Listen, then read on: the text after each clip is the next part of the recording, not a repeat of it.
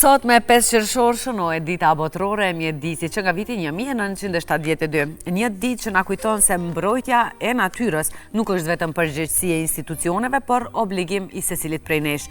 Ndotja e ajrit, menaxhimi i mbeturinave, ndryshimet klimatike dhe ruajtja e burimeve natyrore janë ndër sfidat më të mëdha me të cilat po përballet edhe vendi ynë.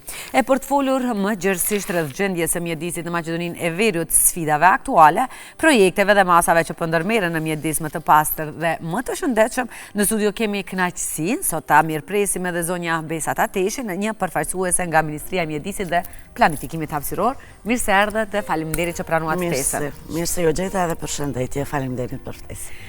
Siç e tham, sot është dita ndërkombëtare e mjedisit. Sa është e rëndësishme kjo ditë që të mos mbetet një ditë vetëm një datë kalendarike?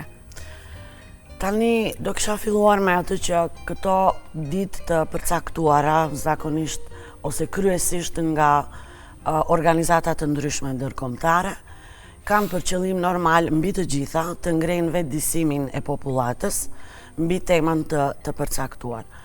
Mbasi sot është dita e mjedisit, pra ne do të flasim për ditën e mjedisit, edhe gjëja më e rëndësishme në këtë ditë pra është që këto tema ti aktualizojmë, ta ngrem vetëdijen e qytetarëve duke organizuar aktivitetet të ndryshme si një nga kjo. Apo? Patjetër, e filloj me këtu dhe pastaj do e mbaroni sigurisht me aktivitetet të shumta.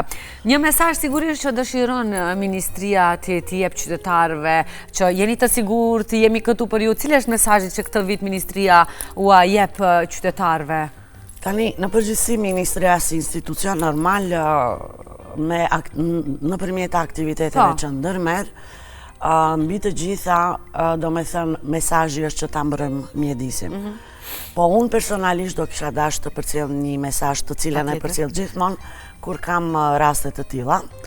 Pra, mesazhi im është që duke u kujdesur për mjedisin, faktikisht ne kujdesemi për shëndetin. Fiks. Kjo do me thënë, duhet ta kemi parasysh që të gjithë gjallësat në rruzullin ton toka, apo, jetojnë në një balans me natyrën. Dhe atë që japim natyrës faktikisht edhe natyra na e kthen. Ne jetojmë në një cikël, pra çdo gjallës në rruzullin toksor jeton në një cikël, jeton në një zinxhir, edhe faktikisht atë që jep edhe merr. Nëse ne sillemi në mënyrë jo të ndërgjegjshme me mjedisin, pra i gjuajmë mbeturinat aty ku s'duhet, ndosim ujin pa nevojë, ose përdorim resurset natyrore në mënyrë jo të kontrolluar, të gjithë këtë një ditë natyra na e kthen. Na e kthen në tavolinën e drekës apo darkës apo mëngjesit, na e kthen që në ndryshimet klimatike që sa shumë kohën e fundit jemi duke i përjetuar shumë e më shumë e kështu me radhë. Pra, kujdesuni për natyrën, do me thënë të kujdeseni për shëndet. Që natyra të kujdeset për ne. Gjendja aktuale në Maqedoninë e Veriut, si është gjendja aktuale e mjedisit? Ju nga afër e dini dhe më sakt ju mund të na flisni. Në përgjithësi mund të them që gjendja nuk është në nivelin e duhur, normal. Kërkohet edhe pritet edhe shumë punë, punë do me thënë jo vetëm nga institucionet, po edhe nga vetë qytetarët, por në përgjithësi mund të themi që edhe aq keq nuk është. Edhe aq keq nuk është. Po cili është problemi më serioz mjedisor që përballet vendi ynë? Një gjë e cila në sekond ju shkon ndërmend. Tani nuk kisha pas dëshirë të bëj distinkcion mes problemeve mjedisore, po të gjitha faktikisht e kanë atë rëndësinë e vet, si ajri, si toka, si ujrat në përgjithësi, për të gjitha ato duhet të kujdesemi. Ndotja e ajrit është një temë vite që ne kemi dhe ne qytetarët të rëndomt i japim ato mendimet tona profesioniste që i kemi duke ndetur në shtëpi. Po dua ta di si është situata momentale me një përgjigje nga ju e ambientit të ajrit. Tani kur flasim konkretisht për ajrin, mund të them që Ministria e Mjedisit, diku nga viti 2001 apo 2, ka zhvilluar sistemin e monitorimit të ajrit ambiental. Do me thënë ka vendosur stacionet matëse në përgjithë shtetin, që sot numërojnë 21, dhe nëse i krahasojmë të dhënat nga fillimi, pra nga 2001 e këndej, mund të themi që përmirësim të dukshëm ka. Nëse themi që do me thënë të dhënat na tregojnë që në ato vitet e para, ne kemi pasur ditë me të i kalim të vlerave kufitare të grimcave PM10, nëse atër për shembull ka pasur rreth 200 ditë nga 365 gjithsej. Tani, vitet e fundit kemi gati afër 80, që do me thënë është ulje e dukshme, edhe është gati ulje të refish. Do me thënë, konkretisht për ajrin, ja mund të themi që rezultate kemi mbërrit. Kemi pas rezultate konkrete nga masa që janë marrë. Edhe pse nuk mund të them që është okej gjithçka, që puna jonë ka mbaruar. Do shta me kalimin e kohës duke punuar ende, duke vazhduar. Gjithmonë ka vend për t'u përmirësuar. Gjithmonë. Ajo është edhe tek ne. Deponit ilegale në vend, sa është shqetësues kjo problematikë? Tani, për deponit ose në përgjithësi për menaxhimin me mbeturinat, mund të them që është një shembull ekzemplar ose ekzemplar shkollor sa është i rëndësishëm ose e rëndësishme vetdia qytetare. Tani edhe institucionet normal që edhe aty ka vend për t'u përmirësuar, po mbi të gjitha mund të them që vetë qytetarët si të them, kontribuojnë në mënyrë më të madhe për rritjen e numrit të këtyre deponive ilegale. Pra, edhe pse, do me thënë, qytetarët në bashkëpunim me komunën, gjithmonë duhet të caktojnë një lokacion ku duhet të hidhen apo mbeturinat, po për fat të keq, përveç atij lokacionit që e përcakton vetë komuna, qytetarët atë nuk e respektojnë edhe i bëjnë deponit e veta. Edhe i bëjmë dame dhe vetës pastaj. Kove të fundit të shohim lumenj, ujra, hapësira publike të mbushura me mbeturina. Këtu do ndërlydhem pak edhe tek përgjigjja juaj paraprake. A është kjo një problem institucional apo patjetër që duhet të merren masa edhe për vetëdijesimin e qytetarëve, sepse çdo ndryshim fillon nga vetja ynë. Nëse kërkojmë një ndryshim të madh, nëse fillojmë me veten tonë, atëherë gjithçka do jetë më mirë, sepse secili nëse fillon nga vetja dhe rezultati do jetë pak më i madh. A është një problematikë institucionale apo duhet të ndërmerren masa që edhe qytetarët të kalojnë një farë prakse apo një seminar ku do vetëdijsohen dhe do e kemë parasysh mos të gjuajnë mbeturinë në aty ku nuk duhet dhe të kujtesen edhe ata sa të pak për rrethin e tyre. Tani kur gjithmonë mundohemi ta identifikojmë fajtorin, është shumë lehtë fajin ta vështe dikë tjetër. Po unë mendoj që fajin e kemi të gjithë bashkë, edhe qytetarët, edhe vetë institucionet, si ato në nivel kombëtar ashtu edhe në nivel lokal. Pra, për të gjithë problemi duhet patjetër bashkëpunim me të gjithë. Do me thënë nga vetë qytetari, nga vetë institucionet, edhe vetëm në këtë mënyrë mund të arrijmë sukses, po nëse të gjithë bashkë luftojmë për diçka më të mirë, për të mirën tonë faktikisht. Po si është situata momentale e ujrave dhe lumenjve në vend? Edhe këtu pra siç ceka edhe për mediumet e tjera në fillim, edhe ky është një ndër mediume që është problematika, po për momentin nuk mund të themi që situata është deri diku okej, normal gjithmonë me vend për t'u përmirësuar. Po, në fakt kemi faqe, jemi një shtet me burime të shumta të ujit, kemi shumë lumej, kemi liçene, edhe normal kjo duhet të na shtyjë edhe më tutje për t'i mbrojtur ata, se faktikisht duke i mbrojtur ata, mbrojmë edhe veten. Po, përmendet edhe ndryshimet klimatike të cilat jemi duke u përballur që sa vite. A ndjejmë pasojat e ndryshimeve klimatike ne si vend? Po tani ne si vend po në përgjithësi ndryshimet klimatike janë problem që tangon gjithë, mendon gjithë globin, gjithë tokën, të gjithë po. Kështu që Nëse unë jam një nga ato generatat kur më kujtohet dimri i fëmijëris tim, apo që ka qenë krejt më ndryshe se kjo sot, pra fakti flet që ndryshimet klimatike më kanë filluar edhe atë bajagi. Ti ndjejmë nesi. Po, ti ndjejmë, do me thënë nëse dikur ishte vetëm teori, sot i ndjejmë edhe në praktik. Pra rritja e temperaturës në nivel global,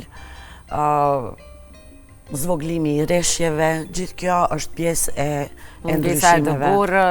Mungesa e rreshjeve, shiut, dëborës e tjerë. Përmendet temperaturat e larta, tani më jemi veç se në fillim të sezonit të verës dhe temperaturat e ndjejmë që edhe pse ishte muaj maj tani në fillim qershorit, kur din të jenë të larta, janë shumë të larta, aq se që ndoshta edhe nuk përballojnë për një person i cili është në shtëpi me kondicioner dhe i ka kushtet normale. Po çfarë ndodh me sektorin e bujqësisë ku toka thahet dhe se sa ndikon kjo në jetën e tyre? Tani, pra atë si që thamë ndikon të gjithë, po mbi të gjitha të sektori i bujqësisë. Normal ka disa lloje ose specie të bimëve të cilat nuk do të mundën ta përjetojnë, do me thënë këtë ndryshim të madh të klimës, edhe pritet që normal gjërat me kohë tani jo aq shpejt, me kohë të ndryshojnë. Këto gjëra normali parashef ligji për ndryshimet klimatike, që së shpejti dhe tyre në fuqi në shtetin tonë, edhe normal duhet të organizuar në mënyrë institucionale të paraprim këti problemi, edhe të mundemi sa më shumë të zbusim pasojat e ndryshimit klimatik që është duke ardhur fuqishëm edhe më fuqishëm. Që ka prejkë gjithë globin. Po sa janë të përgatitura institucionet tona për të përballur me sfida? Tani unë si person që vinë nga administrata, më duhet të them që jemi të përgatitur. Të paktën jeni reale. Po, jemi të përgatitur, nuk mund të them që jemi perfekt, po unë jam e bindur që në çdo institucion që mbulon të gjitha temat apo që i punojnë, unë jam e bindur që ka ekspert që mund t'i përballojnë ose t'i dalë ballë këtyre problematikave, edhe në bashkëpunim me të gjithë institucionet, me qytetarët, të japin zgjidhjet e duhura. Tani do kthejmë pak te temat të cilën më së shumti tentuam ta diskutojmë në fillim. Ndërgjegjësimi i qytetarëve është rritur me kalimin e viteve ndaj mbrojtjes së mjedisit apo shkon duke rënë? Edhe këtu do them që ka progres. Edhe pikërisht do ta marr shembull prap mendoj atë personalen, po. Unë punoj për afërsisht mbi 15 vjet në këtë ministri. Edhe nëse krahasoj vitet e para, sa ishim neve aktual si institucion, ose sa ishin aktuale projektet, aktivitetet të cilat ne i bënim, në krahasim me këtë sot, mund të them që ka. Ka shumë edhe atë shumë progres, po përsëri ka vend. A investohet te edukimi i të rinjve për të pas një edukat më të madhe rreth ambientit? Po, investohet normal, po jo në mënyrë të duhur. Jo aq sa duhet, edhe jo në nivelin e duhur. Do me thënë në shkollat, nga klasat e para, apo derisa të vazhdoj, faktikisht deri në fund të çdo cikli, unë mendoj që temat mbi mjedisin duhet të jenë më të pranishme. Edhe jo vetëm temat si teori, po të ketë edhe aktivitetet e ndryshme në natyrë, po që thjesht çdo njeri për në veçli ta ndjej mjedisin, natyrën, si diçka të vetën, si shtëpinë e tij faktikisht. Që do me thënë në fakt edhe është. Po, atë desha të them, po, që në fakt të mbrim deri në atë nivel që të kujdesemi ashtu, siç kujdesemi për ato metër katror apo të shtëpisë. Që kemi po në pronë tonën. Po në pronë tonë, në emrin tonë, po. Ashtu të kujdesemi edhe për mjedisin. Pra edhe kur të dalim nga Jobori nga dera e Joborit, në rrugën rrugën e parë të dytë të tretë, të kujdesemi ashtu siç kujdesemi. Si kujdesemi edhe në shtëpi. A ka projekte konkrete si mund të ne të inkurajojmë të rinjt që të jenë pjesë normalisht e mbrojtjes së mjedisit, pse jo? Po tani projekte ka shumë të iniciuara si nga ministria, pra si nga institucionet, ashtu edhe nga organizatat jo qeveritare. Edhe ato janë kryesisht shumë aktiv, kryesisht në këtë temë. Do me thënë, bëjnë projekte të ndryshme ku i angazhojnë nxënësit të shkollës të mesme, do me thënë varet si ne kanë cak, apo shkollën e mesme, shkollën fillore. Kështu që projekte ka, po përsëri ndoshta jo aq sa duhet. Po. Në fakt nuk është vetëm te projektet, po unë mendoj që në kurrikullën e çdo shkolle, e çdo programi duhet temat mbi mjedis të shtohen edhe të dukshëm. Jo vetëm si diçka alternative, ose si temë lirë, ose si temë të cilën duam apo nuk duam, mendoj duam me dëshirë. Mirë po duhet pagës më intenzivisht edhe pak më intenzivisht të bëjnë këto tema më aktuale dhe më të jenë pjesë e jetës të mësimit. Të përdicuara, obligative ndoshta do kishim e thënë me një fjalë. Cilat janë projektet më të rëndësishme apo aktuale me të cilat tani po merret Ministria e Mjedisit? Tani në ministri mund të them që ka projekte të shumta edhe atë për mediume ose sektore të ndryshëm. Ka projekte të cilat ndihmohen me fondet të Bashkimit Evropian, IPA fondet, me fondet të Bankës Botërore, e me fondet të bankave të ndryshme apo investitor të ndryshëm. Dhe mbi të gjitha normal janë temat të cilat edhe i trajtuam. Po për shembull për ajrin ka 2-3 projekte në moment që zhvillohen, ka projekte shumë edhe në sektorin e ujrave, sektorin e natyres gjithashtu. Më saktësisht që ka fokusuar në të gjitha problematikat me të cilat përballet shteti. Ka projekte. Ka projekte, duhet ketë vetëm dëshirë. Më thoni, a ka fusha më të caktuara me të cilat vitet e ardhshme apo gjatë periudhës së ardhshme mjedis Ministria do merret? Po atë do me thënë që ne si ministri, si institucion gjithmonë e bërtasim, apo është nxemja, ose siç shpesh kur trajtojmë problematikën e ndotjes të ajrit, gjithmonë identifikojmë ato burimet kryesore të ndotjes dhe me vitet të tëra, me projekte të ndryshme kemi konstatuar që në shtetin tonë problemi numër 1 për ndotjen e ajrit për shembull është kjo nxemja individuale. Pra do të jetë një sukses shumë i madh dhe një arritje shumë e madhe ditën kur do të mbrim që gasin ose gasin ta sjellim në shtet dhe ajo të bëhet faktikisht lënda djegëse kryesore për edhe për anvisrit, jo vetëm për fabrika. Po ajo do jetë edhe një ndihmëse edhe në xhepin tonë, sepse do e kemi pastaj edhe më të lirë ndoshta pagesën e faturës mujore në sistinën e dimrit, sidomos. Zonja Besa, përmendet më herët edhe komunat, sa bashkëpunon Ministria me komunat për zgjedhjen e problemeve mjedisore? Kanë bashkëpunime të ndërsjellta? Do me thënë, bashkëpunimi nuk është që ne duam apo nuk duam, bashkëpunimin e kemi obligativ. Çdo ligj që sillet normali tangon edhe vetë komunat, për atë gjithmonë do me thënë janë të kyçur në çdo projekt ose në çdo tentativë të sjelljeve të ligjit apo aktiviteteve të ndryshme të ministrisë, janë të kyçur edhe është e kyçur edhe administrata e lokale. Do me thënë, bashkëpunimi është në nivel gjithmonë mund të përmirësohet, po atë që do kisha dash këtu, do me thënë, ta ceki, edhe ta quaj si mesazh që do me thënë kyçja ose angazhimi i administratës në nivel lokal dhe duhet të rritet. Dhe duhet definitivisht të rritet, se problematikat e një komune, më mirë që i njeh ai që jeton në atë komunë, nuk i njeh kërkush. Nuk i njohim ne, po. Do me thënë, gjithçka duhet të fillohet pe një iniciative që vjen nga vetë komuna. Vetë komuna. Kur flasim për mjedisin e dim, e thash edhe më herët, çdo secili është një profesionist në vete, japi mendimin tonë, po cili është një mesazh që ju duni t'i thoni të gjithëve që na shohin se po ecni në drejtimin e duhur? Po Tani nga krejt kjo që thash, besoj që ata që na shohin ose që na dëgjojnë, mund të konstatojnë që përmisime ka.